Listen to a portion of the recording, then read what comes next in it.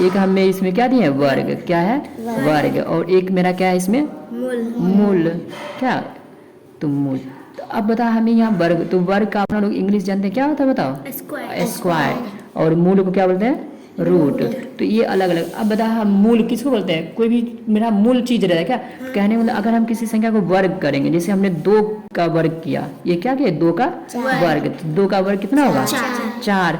तो अब बताओ ये तो हम तुमसे पूछेंगे ये 4, ये जो 4 है ये किस संख्या का मूल है बताओ, ये इसका मूल क्या है, मूल संख्या कौन सा है, तो बोलेंगे ना 4, यानी 2, क्या 4 का मूल संख्या है 2। तो यही जो हमने मूल बोला नहीं इसका, तो इसी को क्या बोलते हैं वर्गमूल। कहने मतलब कि जो किसी संख्या का हमने वर्ग किया क्या, और वर्ग करने के बाद जो हमें संख्या प्राप्त हुआ, और वो किस संख्या से हुआ है, जैसे मान लो कि 4 है तो 4 किसका अंश है, आज क्वेश्चन बता नहीं वर्गमूल क्या है, तो किसी न किसी संख्या का अंश होता है, तो ये हमने देंगे क्या 2, तो ये हो गया मेरा वर्गमूल।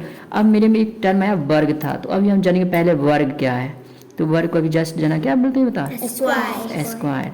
देखो अभी हम लिखते हैं, अब बता, तो यानी कि वर्ग किसको बोलेंगे, किसी संख्या को, किसी संख्या को, किसी संख्या को, किसी संख्या को उसी संख्या से गुना, क्या जैसे बताओ हमने 2 को 2 से गुना कर दिया तभी ना, यहाँ देखो ना, किसी संख्या उसी संख्या से, किसी संख्या को उसी संख्या से, उसी संख्या से गुना करने पर, गुना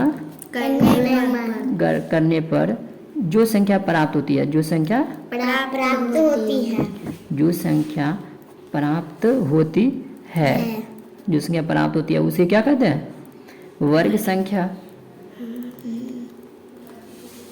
क्या बता सकते हो वर्ग संख्या, कितना सिंपल बताओ। हमने बोला क्या किसी संख्या को, जैसे ये 2 है क्या, अगर हमने 2 को 2 से गुना किया, 2 को 2 से गुना किया, तो बता 2 को 2 से गुना करेंगे तो 4 होगा।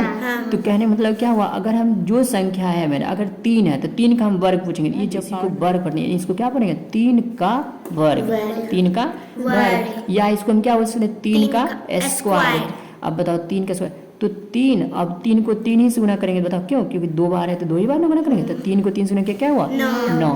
तो वर्ग क्या बता सकते हैं, तो अब देखो अगर हमने पूछा 4 का वर्ग, तो 4 का वर्ग क्या होगा बताओ 4 गुने 4, तो 4 जो के 16। अब मानो हमने तुमसे पूछ दिया क्या 5 का वर्ग बताओ, तो 5 वर्ग इसको क्या पढ़े हैं 5 का वर्ग, तो 5 गुने 5 तो क्या हो गया 25। इसी तरह से मान लो अगर हमने तुमको बोल दिया चलो 6 का वर्ग हमें बताओगे, 7 का वर्ग बताओगे, क्या तो बता नहीं सकते हो।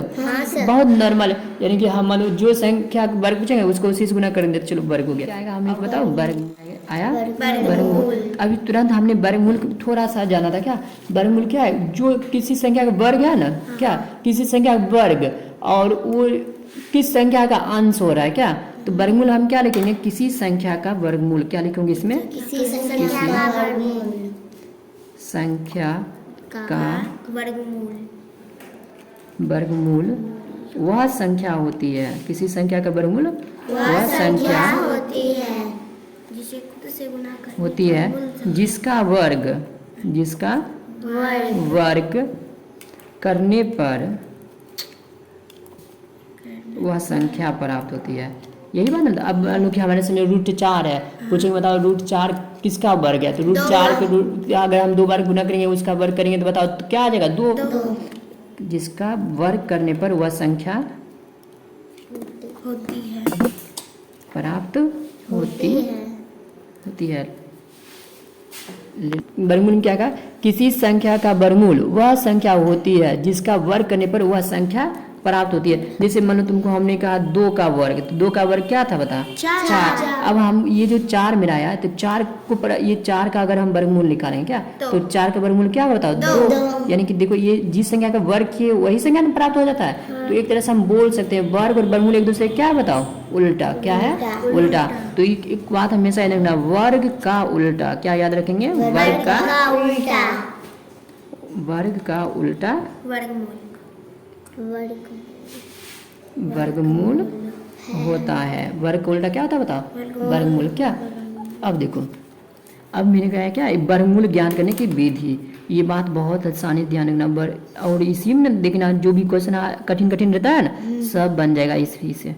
वर्गमूल ज्ञात करने की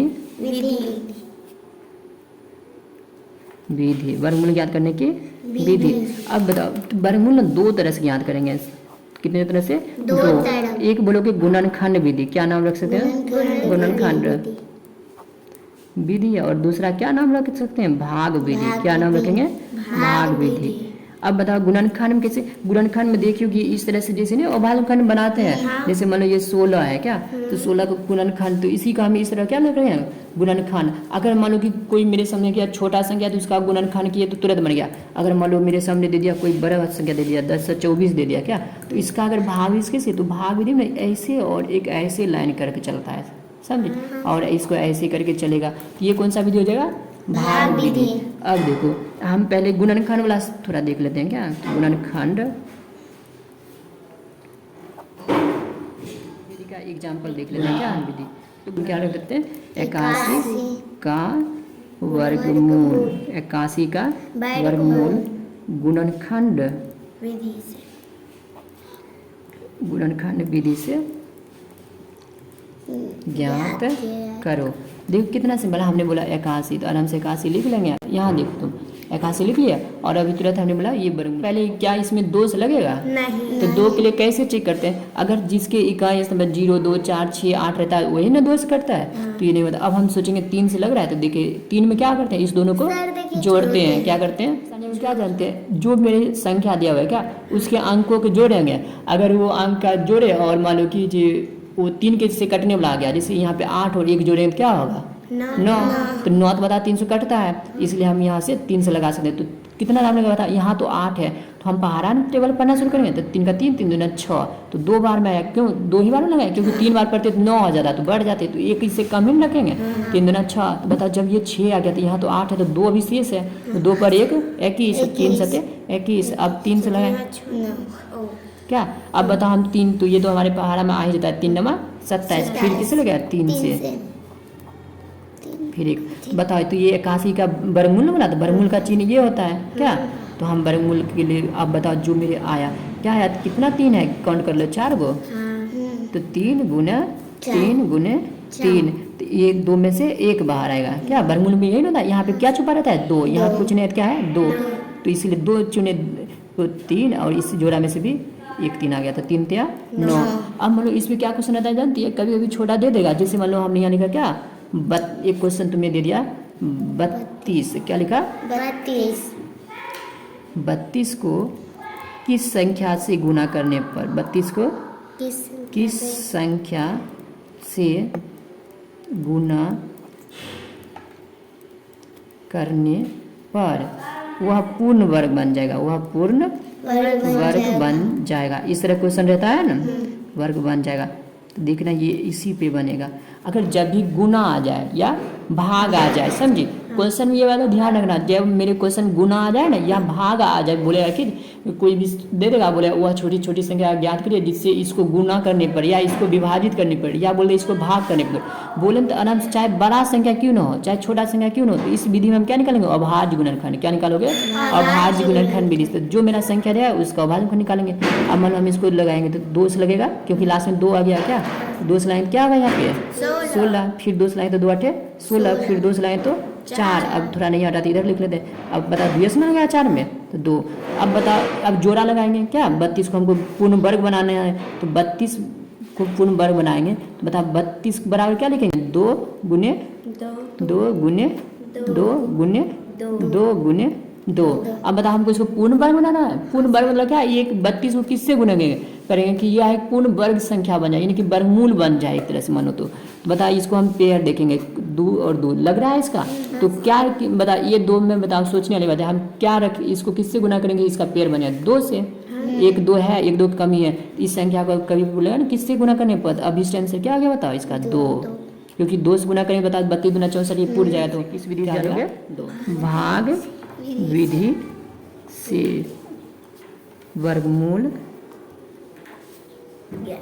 ज्ञात करना।